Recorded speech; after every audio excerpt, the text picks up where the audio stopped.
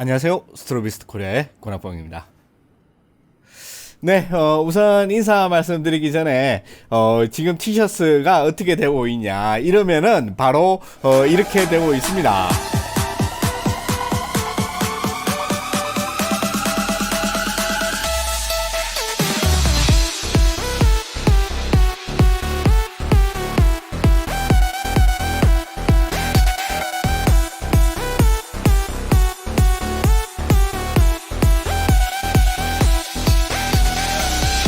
네, 새로운 짤 잘 보셨나요? 이제 관짝 짤을 만들어 봤습니다. 지금 이제 보시는 게 이게 농담이 아니고 지금 이제 티셔츠 관짝으로 들어가려고 그래요. 그래가지고 여러분들 지금 빨리 많은 도움 부탁드리겠습니다.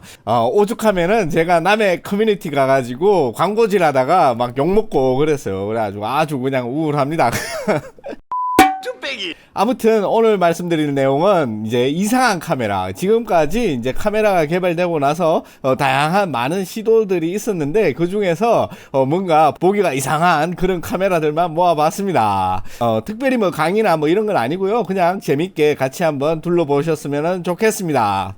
바로 시작하기 전에 이제 이틀 남았습니다. 이틀 남았으니까 광고 한번 보고 가시도록 하겠습니다. 당신의 사진이 충분히 만족스럽지 못하다면 당신은 마법의 티셔츠를 입고 있지 않기 때문이다. 무릎까지 빠지는 그날의 모래바람 속에서도 나는 그 말을 잊지 않았다. 당신은 티셔츠의 힘을 믿는가? The professional choice.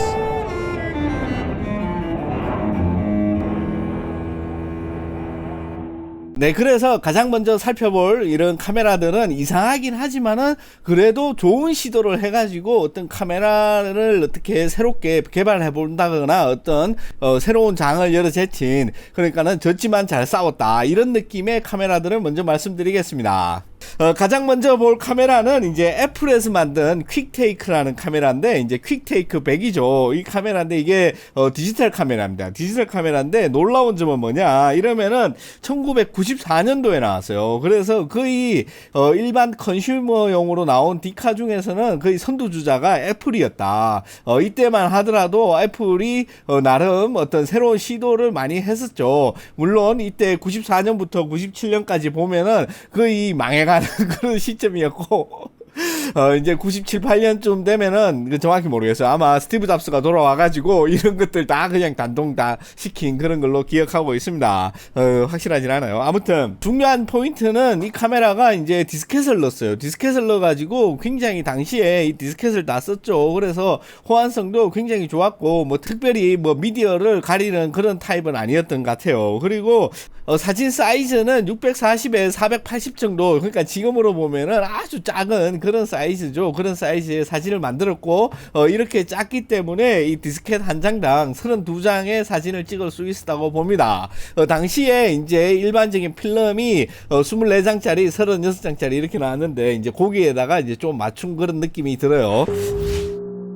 네, 다음은 이제 라이카에서 만든 S1이라는 디지털 카메라인데, 보시는 것처럼 모양이 아주 독특하죠. 이 독특한데 이거를 그냥 이렇게 만든 건 아니고, 나중에 보시면 아시겠지만 이 카메라가 거대합니다. 거대해요. 아무튼 이게 1996년도에 나왔는데, 이제 주요 스펙을 보자면은 35mm 렌즈를 주로 사용을 했고, 센서 사이즈는 36mm by 36mm, 그러니까는 35mm 카메라 렌즈에 이미지 서클을 전부 다 사용할 수 있게 정방형으로 된 센서를 사용을 했다.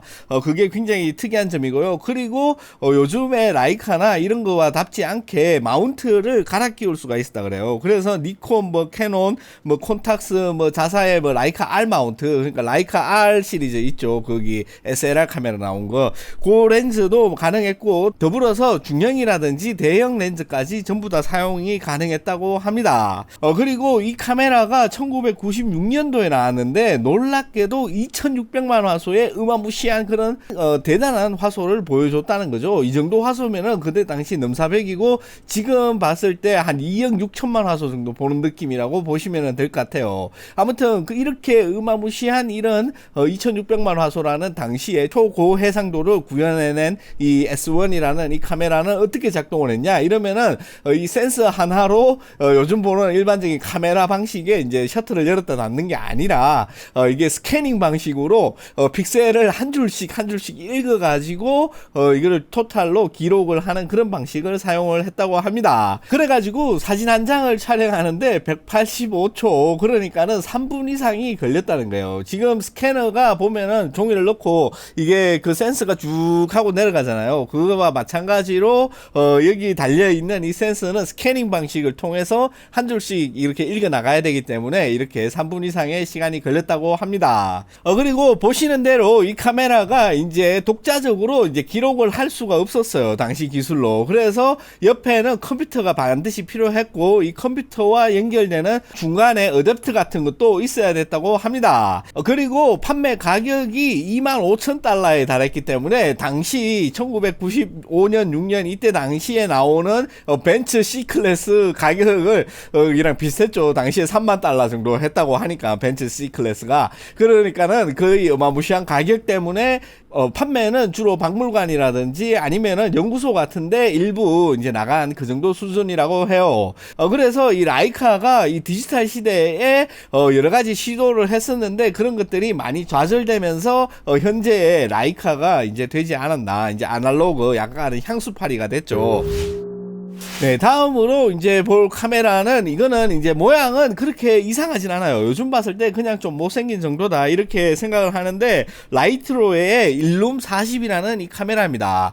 이 카메라의 가장 놀라운 점은 뭐냐 이러면은 사진을 촬영했을 때 모든 초점 거리 그러니까는 모든 초점 거리에 포인트를 다 맞출 수가 있다는 거예요. 그러니까 사진을 찍고 난 다음에 여러분들이 전용 소프트를 이용을 해가지고 내가 맞추고 싶은 초점 포인트를 설정을 할 수가 있고 이거를 이 전용 소프트웨어를 이용해 가지고 로우 파일을 적용을 하면은 보는 사람이 자기가 원하는 대로 포커스의 거리를 선택을 해 가지고 볼 수 있다. 네, 그래서 이게 초점뿐만 아니라 빛의 방향까지 읽어 가지고 그런 것들을 기록할 수 있다. 이래 가지고 얘네들이 그러니까 40메가픽셀 그러니까 4천만 화소의 카메라 센스라고 하지 않고 메가 레이 센스라 그랬어요. 이게 굉장히 이상한 말인데 저도 이 카메라가 처음 나왔을 때부터 굉장히 자세히 살펴보고 홈페이지에 가서 다 읽어봤지만은 정확하게 어떻게 이게 작동이 되는지 순간적으로 이 초점 거리를 낮은 것부터 먼 데까지 쭉 다 찍는 건지 그러면은 분명히 시간 차이가 날 텐데 그런 시간 차이도 없이 이런 것들을 만들어낸다는 게 굉장히 신기한 그런 카메라였다고 생각을 합니다. 혹시 여기에 대해서 자세히 알고 계신 분은 댓글 좀 부탁드려요. 그럼에도 불구하고 이렇게 특수한 로우 파일을 읽을 수 있는 전용 소프트웨어가 너무 느리게 작동을 했고 일반인의 관심을 그렇게 가질 수가 없는 상태에서 그렇다고 전문가가 전문적으로 쓰기에는 조금 애매한 포지션이었죠. 게다가 가격이 1600달러 정도였기 때문에 그냥 흥미나 거의 재미로 한번 사볼 만한 수준의 카메라는 아니었기 때문에 폭망을 했다 이렇게 생각을 합니다. 여기서 이제 이게 그친 게 아니라 이제 다음에 조금 더 저렴한 버전의 라이트로 카메라를 만들어냈어요. 그런데 이건 역시 그 이전에 나왔던 것보다 업그레이드를 한 게 아니라 다운그레이드를 해가지고 가격을 낮춘 버전이었기 때문에 그렇게 사람들한테 많은 그런 어떤 판매가 이루어지지 않았다. 그래서 이 이후로는 이제 후속작이 없는 그런 상태라고 합니다. 네, 다음으로 이제 보시면은 아시다시피 이 카메라 같은 경우에는 요즘 나오는 멀티 카메라 이제 스마트폰에 거의 새로운 장을 열어 섞인 그런 카메라라고 볼 수가 있는데 라이트 L16이라는 그런 카메라예요. 이 카메라가 2015년도에 발표를 했을 때 이 끔찍한 외모 때문에 엄청난 주목을 받고 이게 실제로 이루어지는가 혹은 이 사람들이 말하는 대로 그런 이미지 스태킹이 정말로 잘 이루어지는지 엄청난 호기심을 불러일으킨 그런 카메라 중에 하나였다고 합니다. 보시는 대로 중요한 포인트는 16개의 작은 카메라와 센서들을 달아가지고 이 작은 센서와 작은 카메라들의 부족한 부분들을 서로 한 번에 스택을 해가지고 묶어서 극복을 하는 그런 컨셉의 카메라였어요. 그래서 이런 스택 보관 작업을 거친 최종의 화소는 대략 한 4천만 화소 정도 되니까는 당시로서는 굉장히 초고화소의 카메라였다고 할 수가 있습니다. 앞서 말씀드린 대로 이 카메라 같은 경우에는 지금 현대에 나오는 여러가지 멀티 카메라를 달고 있는 이런 스마트폰들의 어떤 새로운 가능성의 장을 열어줬다. 그럼에도 불구하고 이 카메라가 만들어 놓는 당시의 AI 기술이라든지 스태킹 기술이 완벽하지 않았기 때문에 요즘 여러분들이 쓰는 아이폰이라든지 아니면은 다른 멀티 카메라들에서 나오는 배경 흐림 모드라든지 이런 것들이 가지고 있는 그런 어떤 단점들이 있죠. 이렇게 잘 따지지를 못하거나 아니면은 인식 불가능한 그런 물체의 경우에 무시한다든지 여러 가지 그런 문제들이 이때 당시에도 많이 존재를 했었다고 그래요. 그래가지고 실제로 판매는 많이 되지 않았지만은 어떤 실험적인 그런 카메라로서의 굉장히 입지를 굳혔다. 그래서 최근에 어떻게 하고 있나 이 홈페이지에서 찾아서 들어가니까는 죽은 줄 알았던 이 노키아 형님들하고 손잡고 노키아에서 카메라를 이렇게 여러 개 박은 이런 스마트폰을 만드는데 협업을 하고 있다. 이렇게 나와 있더라고요. L16이 안 팔려가지고 저는 완전히 망한 줄 알았는데 그런 게 아니라 이렇게 많은 투자자들의 이제 미래의 어떤 가능성을 보고 투자를 받아가지고 현재도 굉장히 즐겁고 재밌게 그 개발을 하고 있고 항상 새로운 시도를 하고 있다. 이러고 당연히 이 사람들은 실리콘밸리에 이제 회사가 있고 거기에서 있는데 굉장히 즐겁게 사는 거 보면은 부럽기도 하고 굉장하기도 한 그런 느낌입니다. 보면은 우리나라에서 이런 사업을 했다가 망하면은 완전히 쪽박 차가지고 투자한 금액의 2~3배 정도 빚을 떠안고 도망다니기 바쁜데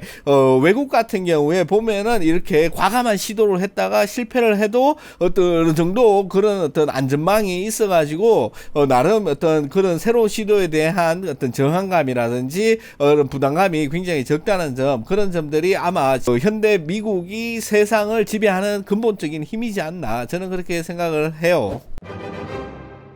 네, 다음으로 이제 이상한 카메라 중에서 나쁜 놈들 이렇게 했는데, 이게 카메라가 나쁘다는 게 아니라 이제 전쟁 때 많이 개발된 그런 카메라라 가지고 그냥 나쁜 놈이라고 했습니다. 구색 갖다 붙이기로 그렇게 이해하고 그냥 넘어가 주세요. 네, 여러분들이 지금 보시는 대로 일본 코니카의 전신이 만든 이제 8구식 카메라라는 건데, 지금 말하면은 이제 비디오 카메라죠.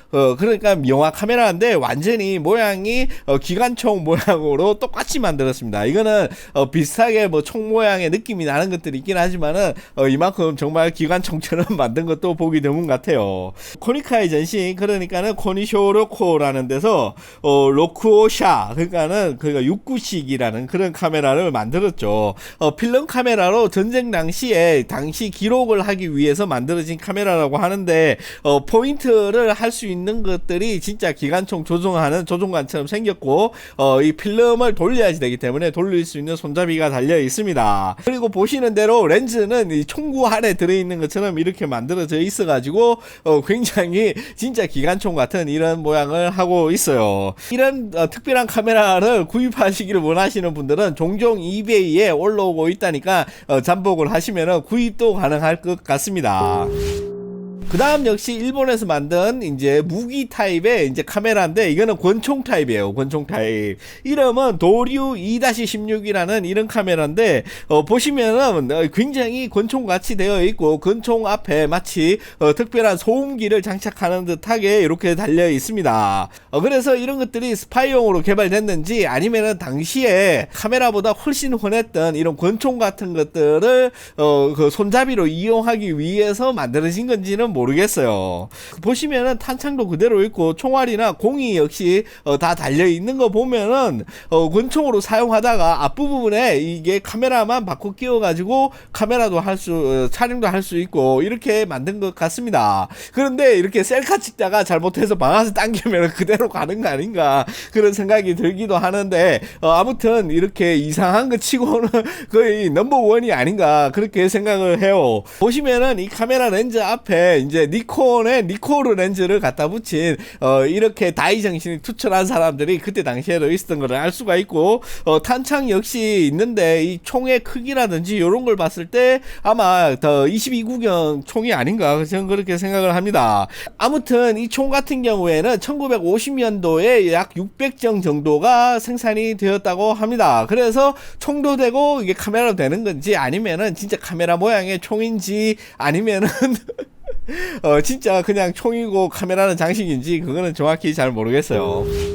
다음으로는 국내에서도 굉장히 유명하죠. 이제 제니트의 포토 스나이퍼라는 이 카메라입니다. 이 카메라 같은 경우에 일반적인 SLR 카메라의 견착부만 이 소총형 견착부를 장착한 카메라인데, 그러니까는 이 견착부만 사면은 요즘 나오는 다른 어떤 카메라에도 다 이런 식으로 세팅이 가능할 것 같아요. 이 모델링 같은 경우에는 1955년부터 1964년까지 만들어졌다고 하고, 처음에는 이제 종군용 카메라, 그러니까는 군대에서 군사 활동을 촬영하기 위해서 제작된 이런 카메라라고 하는데, 나중에는 민간으로 굉장히 많이 보급된 그런 카메라라고 합니다.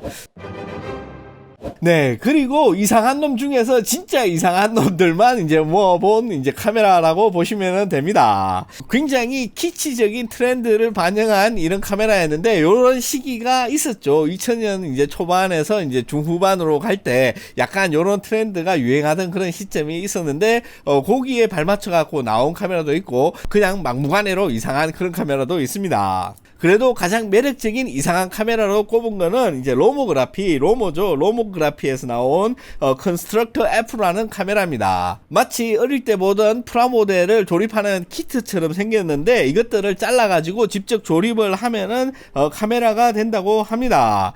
이게 이제 35mm 필름을 사용을 해가지고 렌즈까지 다 포함되어 있는 풀세트로 팔았다고 해요.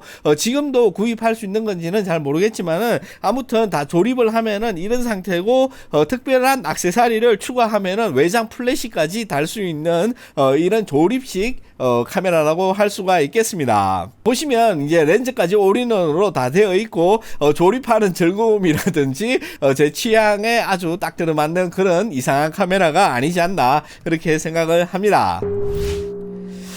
그 다음으로 조금 뭔가 기분 나쁜 그런 카메라인데, 이게 바비걸이죠. 바비걸의 비디오걸이라는 카메라예요. 보시면은 이제 바비걸 인증에다가 카메라를 내장시켜가지고, 이거를 이제 그 카메라 용도로 사용할 수 있게 이렇게 만들었는데, 바비걸에 여러 가지 테마가 있는데, 이거를 꼭 그 인형의 몸속에다가 이걸 갖다 박아야 되는 건지, 이게 굉장히, 뭔가 오싹하기도 하면서, 어린 애들 같은 경우 모르겠지만, 어른들이 봤을 때 기분 좋은 그런 느낌은 아니다. 저는 그렇게 생각을 합니다. 여기서 제가 가장 궁금하게 생각했는 게, 렌즈를 눈깔 한쪽에 박았나 아니면 둘 다 있느냐, 이래가지고 조금 더 찾아보니까는 렌즈는 이 가슴팍에 이렇게 박혀 있더라고요.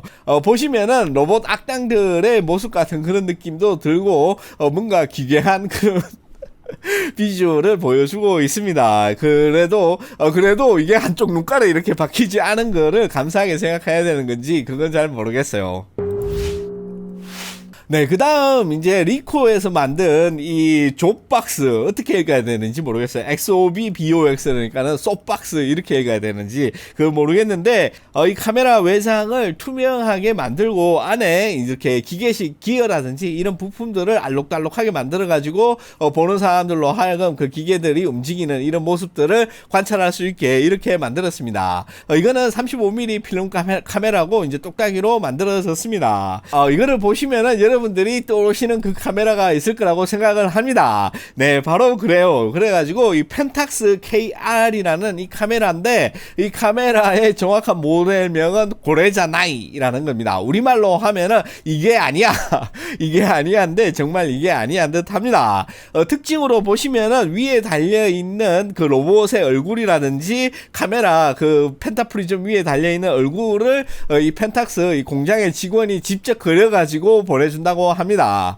지금 봐도 이 강렬한 포스에 시선이 끌리지 않을 수가 없는데요. 발매 당시에 하다 이런 것까지 만드냐 이러면서 굉장히 극과 극의 반응을 일으킨 그런 바디인데, 아마 이거를 구입하신 분이 지금까지 잘 보관하고 있었다면은 가격은 한 2배 정도 오르지 않았을까, 저는 그렇게 생각을 합니다. 아무튼 이렇게 기괴한 행보를 이어가는 펜탁스는 어마무시한 컬러 바리에이션을 만들어 가지고 100가지 색깔 100가지 카메라라는 이 프로젝트 하에서 외장의 컬러를 갈아 끼운다든지 소비자가 직접 컬러를 선택을 해가지고 조합한 이런 카메라를 만들어서 구입할 수 있도록 했다고 해요. 그런데 요거는 이제 일본 내에서 판매하는 것만 그렇게 팔았다고 합니다. 아무튼 이렇게 총 무지개 색깔의 카메라를 파는 이런 펜탁스는 여러분들이 보시는 대로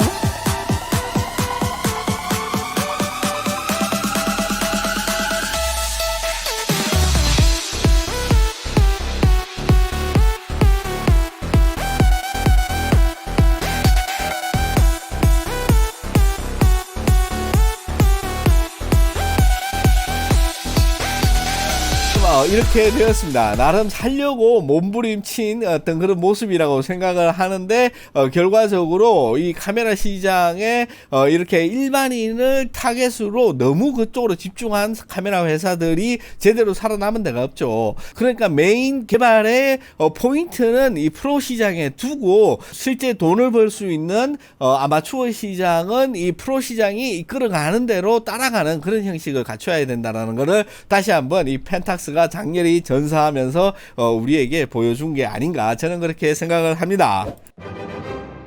네, 이렇게 좋은 놈, 나쁜 놈, 이상한 놈으로 이상한 카메라들을 한번 알아봤는데요. 즐겁게 보셨는지 모르겠고요. 여러분들 가시기 전에 티셔츠 주문 안 하신 분들은 빨리 요 밑에 그 영상 설명 열으셔가지고 티셔츠 주문하러 가시고요.